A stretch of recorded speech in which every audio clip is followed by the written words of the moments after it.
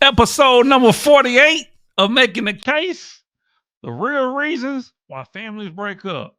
Let's get it.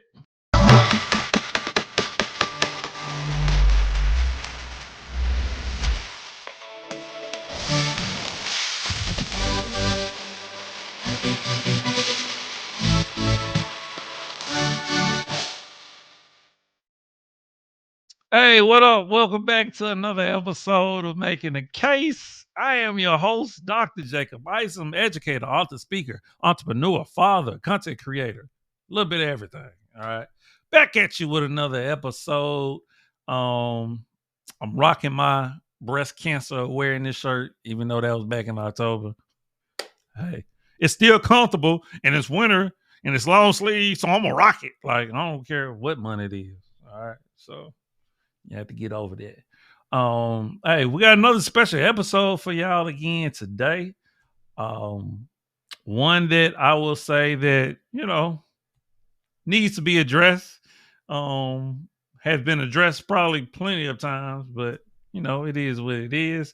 Of course, before we get into my opening statement, I got to go over my two-channel norms. One, we attack points and not people. Two, we don't do all the cussing and derogatory stuff. We're professional over here. We'll leave that for the other channels to do. Okay. Now today's episode is the real reasons why families break up. All right. So let's go ahead and get into my opening statement. Now, we hear all the time many different reasons why families break up, whether it's why women break up families and why men break up families. And oftentimes they can be for different reasons. Okay. I would say that this episode is probably going to be geared more towards the women breaking up family. And there's a reason for that. I'm going to hold that until we get into our pieces of evidence. And I'm going to explain to you why the focus is more so going to be on women breaking up families than men. But of course, we know women and men both break up families. Sometimes for selfish reasons, sometimes for good reasons, sometimes for money reasons, sometimes for infidelity reasons. There's a whole host of reasons why people break up their families. And what we're going to do today is we're going to explore those reasons. We're going to see if it makes sense. Because let's be honest, uh, if people are talking about they just wasn't happy, in my opinion, that is no reason to break up a family because you say you're not happy. Because also, in my opinion, and I think a lot of people share this opinion, you get married for duty, not for happiness. All right. You get married to have kids and raise those kids to be the most successful citizens they can be, right? If you choose to have kids, because we know everybody doesn't have kids, right? When they get married. But for me, what's the point of getting married if you're not going to have a lineage? If you're not going to try to keep the species going, what's the point of it? I will contend that every marriage is not for everybody. Some would probably disagree with that, but some would probably say the goal of dating is to get married. I would disagree with that because everybody doesn't want marriage, just like everybody don't want kids. Everybody don't want to own a home. So those are things that we definitely got to discuss, and I'm sure we'll get more into in the future. And another thing I would like to say before we get into our piece of evidence is that when it comes to this episode in particular, we're talking more so about marriage, because those are the stats that we have. All right. Because this channel is all about the facts, data, and statistics. Okay. So we have the marriage stats, we have the divorce stats, right? We don't keep relationship stats because nobody really cares about relationships. We don't keep engagement stats. All right. So we will be talking from a data standpoint as it relates to marriage. All right. So, but a lot of this probably can relate to people in relationships. All right. So, once again, I have three pieces of evidence for you. And we're going to get into the real reasons why people break up their families. All right. So, without further ado, let's get into it. All right. So for my first piece of evidence, we're just gonna start off with looking at the numbers. All right. As you should understand by now, I'm a numbers guy, I'm a science guy, I'm a history guy. I'm all about the data, the facts, and the stats. All right. Because how else would we look at things objectively if we're just not looking at the facts? All right. So I don't love subjectivity. I love objectivity. So let's just look at the divorce stats in 2024. So these are the latest stats that we have on divorces. All right. This is from a platform called Maze of Love. But I believe a lot of their data comes from the CDC and the US Census. All right. Which a lot of people tend to get their data from. So let's just look at the numbers. All right. All right. So let's scroll down. Let's see. So let's look at the overview of divorce stats, and then we're gonna kind of scroll down to some other things. There are over 900,000 divorces in the U.S. yearly, with over 2 million marriages. So we're looking at around 40 some percent when it comes to the divorce stats, which at one point in time, it was a little shade over 50. So it went down. In the US, there is one divorce every 30 seconds, which that's pretty crazy. 108 per hour and 2,600 per day, which those stats seems pretty crazy. About 42 to 45% of all first marriages in the U.S. end in divorce. We know when it comes to second marriage, that number actually increases. Okay. And then third marriages, forget about it, which a lot of people don't get to third marriages, which is a good thing. Um, Now, this is a very important stat, and this is a reason why we're going to focus more so on women, particularly when we get to our third piece of evidence. All right. 69% of all divorces in the US are initiated by women. So we're looking at roughly a 70-30 split. 70% of the time, women are filing for divorce. And here in a second, we're going to get to why that is, in my estimation. All right. The average duration of marriage that ends in divorce is 13 years, which is not too shabby. The average age for people going through a divorce is 41 years old, which is not. Now, that would also depend on how old people, the average age of people getting married. So, the average cost of a divorce, no, I don't care about that. Lack of commitment and constant arguing are the top reasons for divorce. And we're going to get into some more reasons later on. 1 in 3 divorced custodial parent doesn't receive any child support payments. All right. So let's scroll down and get into some specifics. We're gonna go past that. We're gonna go past that. We're gonna go past that.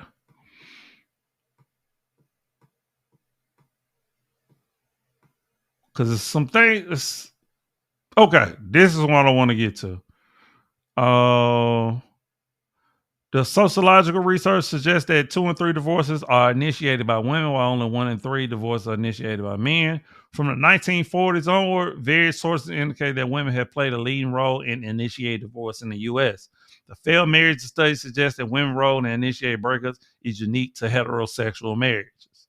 Okay, so women are finding reasons to divorce. Okay, instead of sticking it out. And we're going to get into some of those reasons here in a second. Let's say I want to go past that. The median age at first divorce has risen despite the overall decline in the U.S. divorce rate. In 1990, the average age for men in the U.S. undergoing their first divorce was 33, while the average age for women was 31. In 2020, the average age for men in the U.S. undergoing their first marriage was 41, while the average age women was 40 and a half. Now, I don't see the stats to show the average age of when men and women get married, which I want to say it's around mid 20s. actually, I want to say late 20s, to be honest with you. It used to be maybe 40, 50 years ago, more like 19, 20 years old. But of course, and I believe I did a video showing y'all those numbers of how the age of when people, men and women, are first getting married is actually has risen. So, but I mean, this is kind of showing us the fact that, you know, people are tending to stay into marriage longer than what I normally suspected. Because I thought the average was like 5 years, but this is saying 13 years. So that's a good thing, right? This is giving the okay. Here's some reasons right here. Lack of commitment and constant arguing and conflict is at the top. Then you got infidelity is ranked third. All right. Then you got married too young, unrealistic expectations, lack of equality, inadequate preparation, domestic violence, financial problem, domestic care, and child care, which is all the way at the bottom. And here in a second, we're gonna get to some other reasons. Let's see, that's a child support. I just want to show you those numbers. Because like I said, I always think data is very important when it comes to a conversation, because a lot of time people are having conversation without backing it up with any data. So that's the data on divorce. So divorce is hovering around 40 some percent. People staying married on average of 13 years, which of course, remember, that's the average. And then we know factors of why. Um, Arguing, and of course infidelity is going to always be in the top three, which surprisingly I didn't see money, because we know money factor is important. So I just wanted to show you those numbers. um these are some reasons of why families are breaking up. Okay. All this plays a factor. um how late someone's waiting to get married, versus how early they are, the reasons behind it, the I don't want to say the fear, but the number to the fact that we know that 2 out of 3 marriages are going to be ended by a woman versus 1 to 3 in a man. So that plays a factor. All right. I don't want to say men are afraid of marriage, but men are definitely looking at it logistically, logically, and saying, okay, what is the likelihood that if I do get married, that it will last the long haul? That's something that men have to think about. All right. Because, marriage is not easy. Trust me. Take it for somebody who's been there. All right. So what we're gonna do is we're gonna get into our next piece of evidence, and we're gonna talk about the reasons. We're gonna get more into the reasons of why people break up their family. Let's get it. All right. So here we go with our second piece of evidence. As I stated, we're gonna get into the top 12 reasons for divorce. And this piece of evidence, this comes from a platform called Psych Central. I don't think we've ever pulled from this platform before. So we're going to look at what they say are the top 12 reasons for divorce. And I imagine that some of these reasons, and of course, they have kind of like a ranking file order of them, but some of these reasons just like, most people don't get divorced for this reason. But we're going to look at all of them and see which ones that seems credible, right? Or makes the most sense for why you should definitely break up a family. Because that's really what we're looking at, right? Because when people get married, it's supposed to be to death do you part, right? You're supposed to be taking vows under God, right? So let's look at it and see if it's legit. Because if you're going to be breaking up a family, shouldn't it be for a very good reason? All right. So let's get into the top 12 reasons for divorce, shall we? All right. Let's see. Let's just go ahead. Leading causes of divorces. The top reasons for divorce have fluctuated over the years and vary by country, often heavily influenced by cultural beliefs and practices. This is definitely true. In Denmark, for example, a 2019 controlled trial study found the top reason for divorce in that nation included lack of love and intimacy, communication problems, lack of sympathy, trust, and respect, growing apart because of different interests and activities. It's funny how money wasn't listed for that country and infidelity wasn't listed. Because, let's be real, United States has some different issues than a lot of other countries do. So, couple who face challenges in having children also seem to be more likely to divorce if having a larger family is a priority for one or both partners, which I think is a bogus reason. Because one is either something you should discuss before, like whether or not y'all want kids, and I don't believe that's what they're saying. I think they're saying during the marriage they having issues with having kids because one partner or the other is having issues with their functions. Okay. But yet and still, shouldn't you ride with that person? Like, shouldn't you be understanding and sympathetic to the fact that they're having issues, particularly if you go to a doctor and get things checked out? Like, to me, that's a bogus reason to get a divorce. But that's just me. We already looked at the divorce percentages, so we'll skip past that. A national survey from 2005 remains the most recent large-scale report about the leading causes of divorce in the nation. The survey found that the 12 top reasons for divorce from most to least common are lack of commitment, and I'm wondering what that means, and hopefully this article is going to break that down. Constant arguing or conflict, infidelity, married too young, unrealistic expectation about partner or marriage, inequality between partners, inadequate preparation for marriage, domestic violence, financial problems, conflict about domestic work, lack of family support, and religious differences. Okay. And I understand why religious differences is at the bottom because, well, to be honest with you, that should be something very huge that you discussed in the beginning. Okay. And I get why people like, if a Christian like to marry a Christian, Muslim like to marry a Muslim, etc. Right? I get because similar values, quote unquote, morals and stuff like that. Okay. Now we know some people of different religions do marry. All right.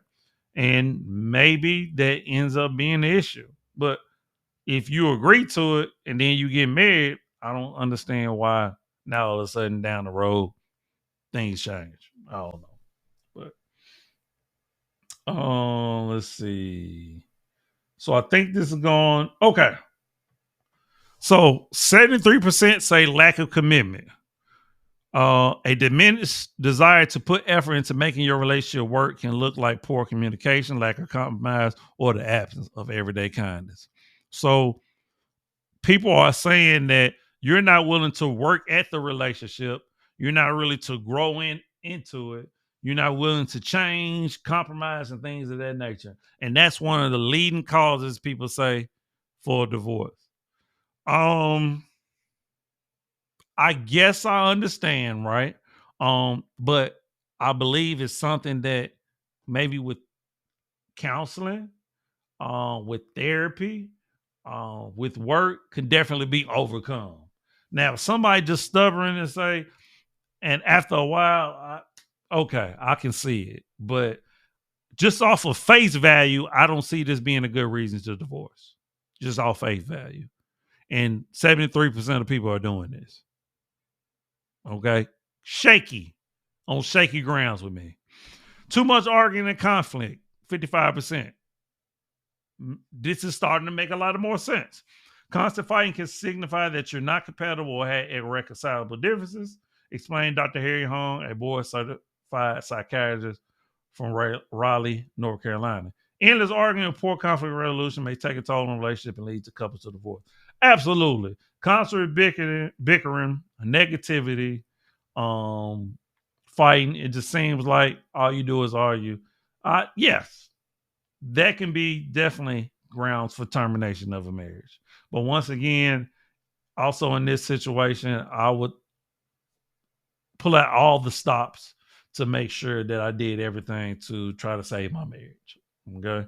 So these are the two most. Now we get into infidelity.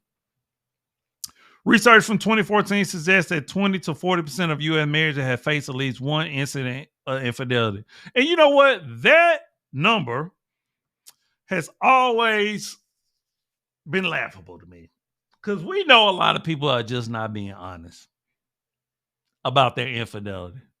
Because also, what we had to add in, do we consider flirting infidelity? Do we consider like a one-off thing? Do we consider just giving fellatio? Like, what do we consider infidelity? Because I can tell you, a lot of people are entertaining other people outside their marriage in different ways. And a lot of people are just not going to be honest about reporting it because they don't want to get back to their significant other. Trust me, I've talked to people who said, let me not go there. But I know this number is not correct.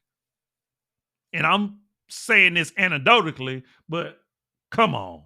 All right. Infidelity can lead to feelings of betrayal, anger, and resentment, which can destroy a relationship. Effects of infidelity may include anxiety, depression, trauma, trust challenges, shame, guilt, and social withdrawal. And let me say this about infidelity. This is not going to be a popular take, but I think it's going to be a very true take. My very first video, our very first lesson when it comes to making a case is the fact that monogamy is not natural. Okay. The reason why infidelity will always be an issue and tends to be an issue in a lot of people's relationships, most people have been cheated on, right? Is because monogamy is not natural. Most people eventually are going to want to taste something different. So what's going to happen is a lot of people are going to have to take their infidelity to the grave. It's just going to be a secret. Okay. You're just going to have to keep, your deeds to yourself, because trust me, I think the number is more like 40 to 50% of people have cheated. That's what I believe. I'm sorry. I know you don't want to hear that, but that's just my opinion. Okay. Married too young. Hung explains that growth and change are inevitable, but if you're not growing together, it can put a strain on your relationship. When you're married at a young age, you may still be developing key aspects of your personality. Absolutely. But one thing, this is definitely not no reason to get a divorce, because you're supposed to grow together if you marry young. And two young people should understand this, which is why they should be getting guidance from either an older married couple or a guidance from their parents. Because if they're getting married young, their parents should still be guiding them. But the problem is, a lot of time when you get married young and nowadays, is that the parents aren't married themselves. So it's hard to give them guidance. So this is not no reason to be breaking up a family at all. Unrealistic expectation about how the household would run, where you would live, how you would be treated. And once again, this goes to guidance, right? This is something you shouldn't be breaking up a family for. If you get unrealistic expectation, get them real. All right. Lack of equality. That's a joke. We're gonna go past that because there ain't no such thing as equality. We know this. If you think that somebody should be doing just as much as you, matter of fact, ladies, if you want equality, let's do it. Get out there and cut the grass. Get out there and get up under that house. When there's a thump in the night, man, go on to the door. It's your turn. You don't want equality. Let's stop it. Okay? Inadequate preparation, little to no pre-marriage preparation can make cohabitation overwhelming. Having a hard time living with your spouse, a leading cause of divorce. Signs of inadequate preparation may include undeveloped skills in home maintenance, household routine, finance management. Lack of preparation may also include skipping conversation about long-term marriage goals, No reason to be getting a divorce. Work through this stuff. Get the help. Domestic violence, absolutely. If somebody putting their hands on you, leave. Legit. Okay. Financial problems. Work through it. Work through it. Because you should know about their financial situation when you're getting with them.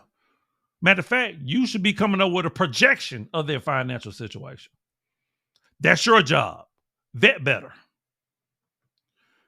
Conflict about domestic work. Please get over it. Figure it out. Lack of family support. Who cares? You need support from your spouse. Religious differences. You should have talked about that over there already. So when I look at most of these are not legit reasons to me of, why you should be breaking up a marriage. I mean, it's just not to me. Okay. Out of 12, I would say 4 are legit. Domestic violence, the constant arguing. I would question infidelity, to be honest with you, because I think just so many people do it nowadays. The stats shows that men and women almost equally cheat at the same rate. So I think a lot of people are doing it. So that's questionable. So I think 3 or 4 of these are legit reasons. Most of them are not, man. They're really not. And we're breaking up families because we get in our feelings, because we think the other person is supposed to be making us happy. We think the other person is supposed to be taking care of us. We think like unrealistic expectations, right? Is true, but it ain't enough for you to be breaking up a family. Because what we really need some courses, some counseling. Like it should be mandated really by the state. If you're going to get married, that you should go through a 6-week course of marriage counseling. And all these things should be discussed. It makes sense to me because this marriage is the bedrock of relationships, right? If dating, or I should say, if marriage is the end goal to dating, then why wouldn't we? Makes sense to me. All right. So what we're gonna do is we're gonna wrap this up with a video that I want to show you. All right. So let's get into our third piece of evidence.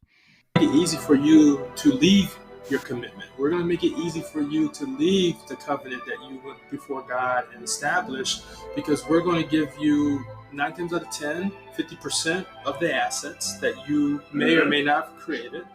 We're going to say, hey, children need their mothers. And statistically, it's shown that children do better in a single father household than they do in a single mother's household. Then we're going to say they're going to need alimony. So based on those assets are now based on the income, the strength of the income, you're going to get paid for a certain amount of years. And then on top of that, you're going to need money for the children.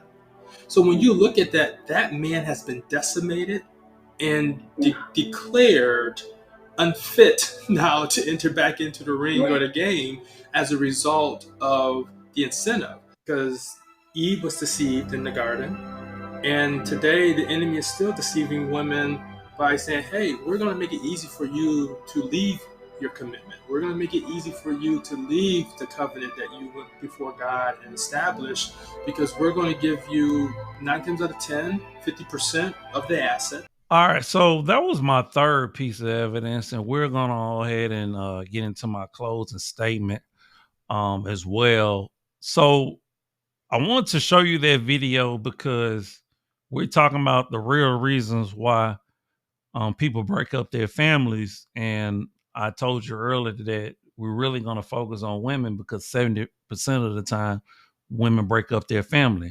And based on this video and based on the data that we have, we understand why.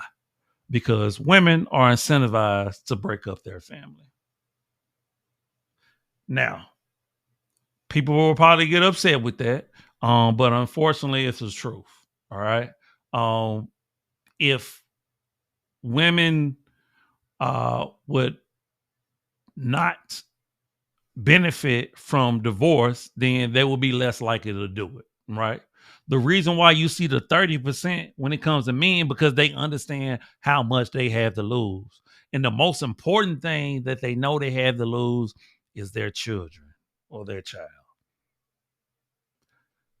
Most men want to be in the household with their children. That's just a fact. They want to take their kids to school. They want to wake them up out of bed. They want to help them with their homework. They want to do those things. And they know if they leave, because the numbers show that the child is going to go with the mother more times than not, they know if they leave, then it's a wrap. But women know if they leave, they're getting the kids, they're getting the alimony, they're getting the child support, they're getting this, that, and the third, they're getting the home, cars. They're incentivized. Those are the real reasons why families break up. Until we change things in family court law, until we change things about child support, until we change things about people able to file irreconcilable differences, until we change the laws, nothing is going to change. Until we change our mentality, nothing is going to change. Until we really start getting serious about taking an oath under God, which most of us say we believe in. Most of us say we're religious. Until we really start taking our religion seriously, nothing's going to change.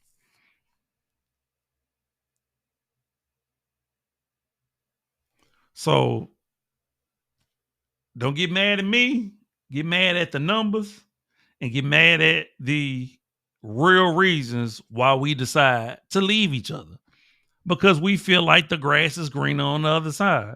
And I don't understand why we have this mentality, because we know if you get out of one marriage and in your mind you want to be married again, that second marriage is less likely to last. And as a matter of fact, in a short amount of time. This is why the facts are important. We have to understand these things. So the whole idea is cheaper to keep her. That's why men typically stay for a long time. Do you think men be ecstatic in these relationships? No, men sacrifice a lot in marriages. They're considered the breadwinner, the protector, the leader. They give up a lot. They do a lot. So we got to understand that it's it's a mentality shift that has to happen in order for us to really sustain and maintain relationships. Okay.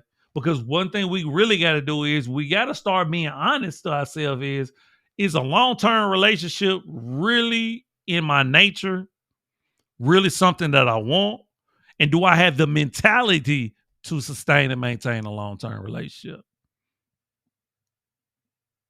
Am I training myself? Am I getting the necessary help? Am I doing the things necessary? Because I can tell you one thing, being selfish, it's not going to do it. Having money as your top priority, you'll never maintain a long-term relationship. Because you're willing to sell your soul. And I think that's a great place to end our episode. All right. But a lot of things to think about for sure. Man, y'all already know. Thank you for rocking with me. I appreciate you. Another episode in the books. We almost at 50, by the way. I feel like, man, I might mess around and get some cupcakes or a cake or something. I don't even know who I'm gonna share it with, but we might try something, okay? But as always, I'm you, you're me. Love always, love eternal. Remember, the worst thing you could do is lie to yourself. You already know. You can go get the book, the merch, and all that good stuff. Links will be in the description. Well, of my social media handles, man. You already know what it is. Like, comment, subscribe, share the video, man. Hey, let's keep them subscribers going up. All right. Hey, and I believe we made that case, baby. All right. Hey, deuces. One love.